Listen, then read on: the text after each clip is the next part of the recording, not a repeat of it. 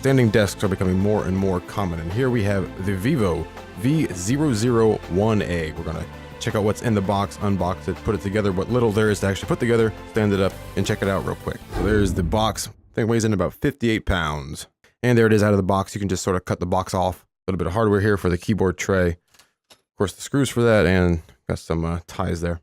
And there is the desk. The instructions is pretty much already put together. A few things you got to screw together.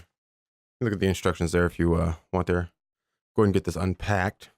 And there it is, fully unboxed. That's what you get there. Of course, with the hardware I already showed earlier, it's pretty much fully assembled. We just have to attach the brackets to our keyboard tray. And you have some plastic ties to cut off of the bottom as well before you can actually use it, of course. For the keyboard tray, you just flip it over. You'll see you have 6 holes. You'll have 6 screws.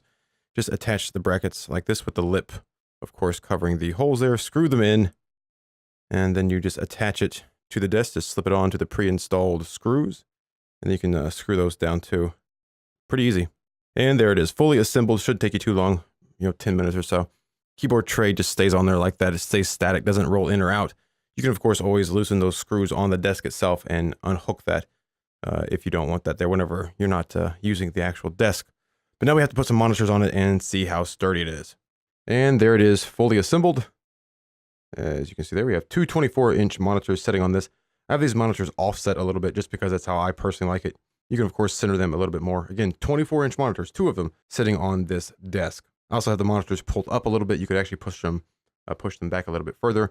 The weight rating for this is something around 33 pounds, weight on top of it. So if you have studio monitors, which I have studio monitors are very heavy, and you would not want to put studio monitors on top of this, in my opinion anyway. But plenty of room for two 24-inch monitors and plenty of room for your keyboard and mouse as well.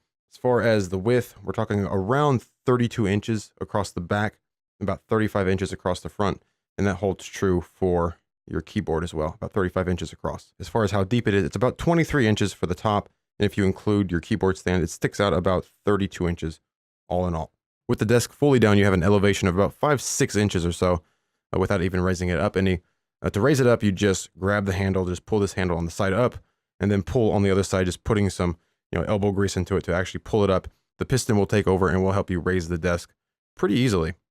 Total elevation for this desk is right around 19, maybe 19 and a half inches. I'm 6 foot tall, and this is the perfect height for me. It feels good to use like this. It's rather sturdy. Of course, if you lean into it, it can, of course, shake some, but it's rather sturdy for audio editing, video editing, things like that as well. One thing you want to look for in a standing desk before you buy one is the keyboard tray. Now, some of them may roll in, some of them may roll out. This one here is static, but another thing you want to look for is how wide is it. Some of these keyboard stands actually have brackets that will extend out here, and you won't have this area here on your keyboard tray. So that means you'll be stuck whenever you're using your mouse. You're going to be stuck with your mouse bumping up against a bracket there. So with this one here, you can obviously put your keyboard pretty much anywhere you want it. You have plenty of room to mess around with your mouse as well. You can also, of course, put your keyboard on top and your mouse on top. You have plenty of room for that as well. You also have this device slot across the top here. Of course, you could put pins in there if you want. It's about 10 inches long, about an inch wide. And of course, you can throw your phone in there and stand it up. Again, about 10 inches long. So you may even put a couple devices in there. Obviously, cell phone, and if you have a smaller tablet, will fit in here as well. To put the desk back down, just grab your lever and put a little pressure on the top, and it will start to go down slowly. Of course, there is a pinching hazard, so don't get your fingers in there, don't get cables in there, and you can take it all the way down.